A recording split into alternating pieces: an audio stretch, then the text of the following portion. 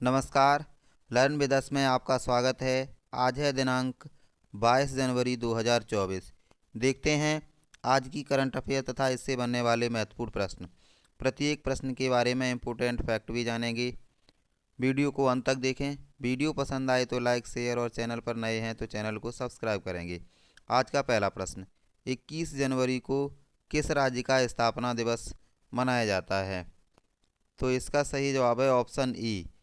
21 जनवरी को मणिपुर, मेघालय, त्रिपुरा का स्थापना दिवस मनाया जाता है। 21 जनवरी 1972 को इन तीनों राज्यों को राज्य का पूर्ण दर्जा दे दिया गया। बात करें मणिपुर की तो मणिपुर की राजधानी इम्फाल है। मणिपुर का मतलब होता है रत्नों की भूमि।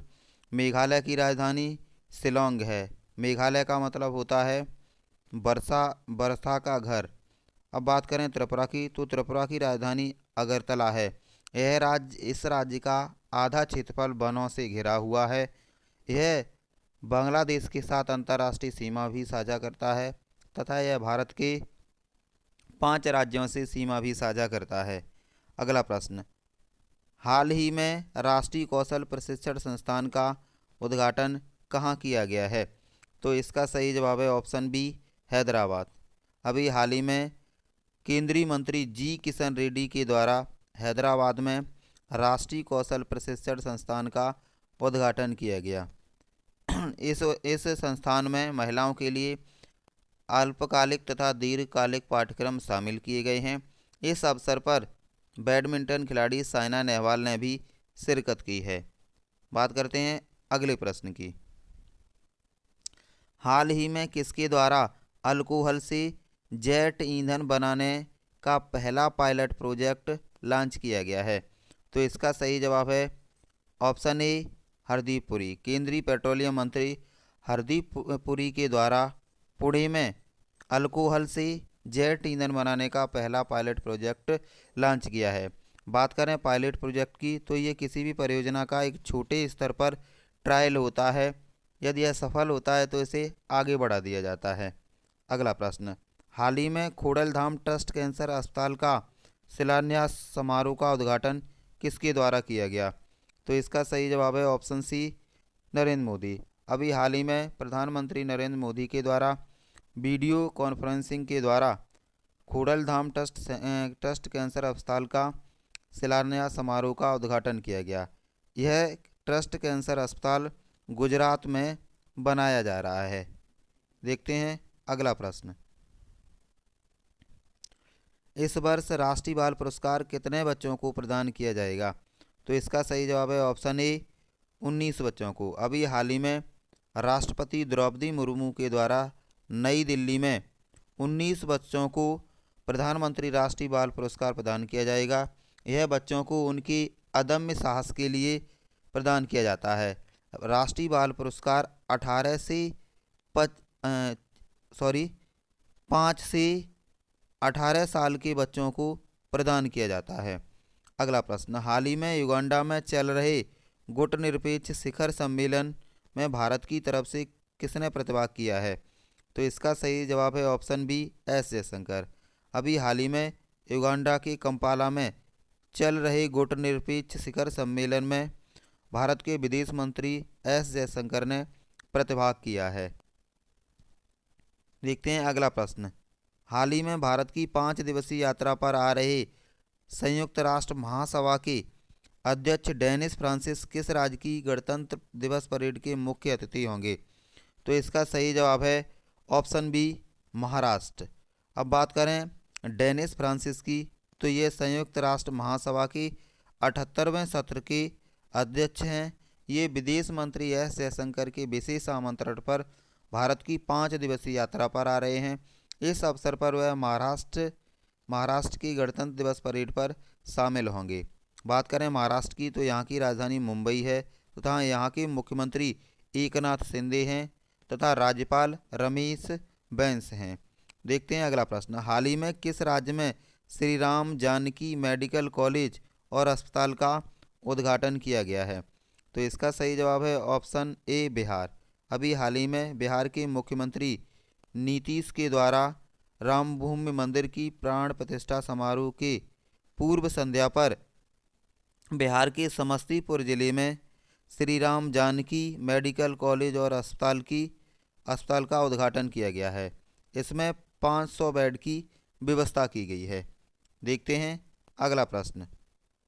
हाल ही में राष्ट्रपति द्रौपदी मुर्मू किस राज्य के आदित्य ब्राह्मणे को प्रधानमंत्री राष्ट्रीय बाल पुरस्कार से सम्मानित करेंगी? तो इसका सही जवाब है ऑप्शन सी, महाराष्ट्र।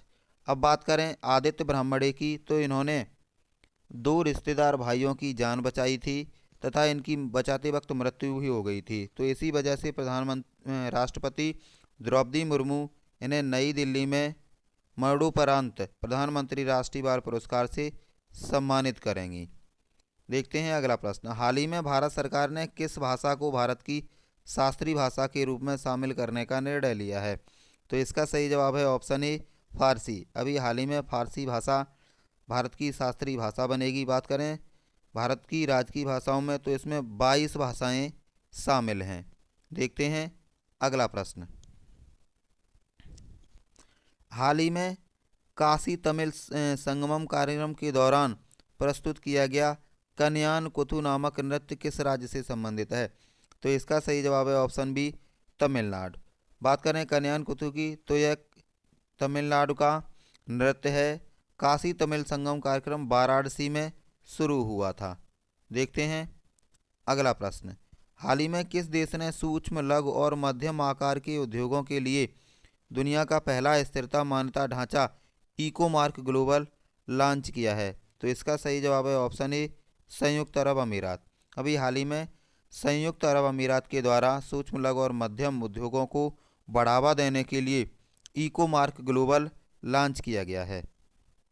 देखते हैं अगला प्रश्न। हाल ही में fertilising the future Bharat march towards fertiliser self sufficiency नामक पुस्तक किसने लिखी है? तो इसका सही जवाब है ऑप्शन बी, मनसुख मंडाविया। अभी हाल ही में केंद्रीय स्वास्थ्य मंत्री मनसुख मंडाविया के द्वारा फर्टिलाइजिंग द फ्यूचर पुस्तक का विमोचन किया गया। अगला प्रश्न। हाल ही में किस राज्य सरकार के द्वारा माई स्कूल माई प्राइड अभियान शुरू किया गया है? तो इसका सही जवाब है ऑप्शन ए, हिमाचल प्रदेश। बात करें हिमाचल प्रदेश की, तो इसकी राजधानी शिमला है तथा मुख्यमंत्री यहाँ के सुखविंदर सिंह सुक्खू हैं। यह बच्चों की शिक्षा को बढ़ाने के लिए तथा उन्हें स्कूल जाने के प्रेरित करने के लिए इसे शुरू किया गया है। अगला प्रश्न। हाल ही में किसके द्वारा 47वें पुस्तक मेले का उद्घाटन किया गया है? तो इसका सही जवाब है ऑप्शन सी, ममता बनर्जी। अभी हाल ही में पश्चिमी बंगाल की मुख्यमंत्री ममता बनर्जी के द्वारा 47वें कोलकाता पुस्तक मेले का उद्घाटन किया गया।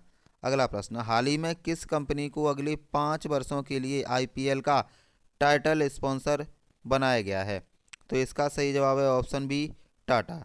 टाटा अगले 5 वर्षों के लिए टाटा ने अगले 5 वर्षों के लिए IPL की स्पॉन्सरशिप हासिल कर ली है। देखते हैं अगला प्रश्न। हाल ही में किस राज्य में जातीय जनगणना की शुरुआत की गई है? तो इसका सही जवाब है ऑप्शन ए, आंध्र प्रदेश। जातीय गणना शुरू कराने वाला आंध्र प्रदेश दूसरा राज्य है। बात करें पहले राज्य की, तो बिहार पहला राज्य है जिसने जातीय जनगणना शुरू कराई थी। देखते हैं आज का अभ्यास प्रश्न। हाल ही में विश्व आर्थिक मंच की 54वीं वार्षिक बैठक कहाँ आयोजित की गई है? ऑप्शन दिए हुए हैं, इसका जवाब आप कमेंट बॉक्स में लिखेंगे। अगर वीडियो पसंद आई हो तो लाइक, शेयर और चैनल पर नए हैं तो चैनल को सब्सक्राइब करें। आज की वीडियो में इतना ही, मिलते हैं अगली वीडियो में। तब तक के लिए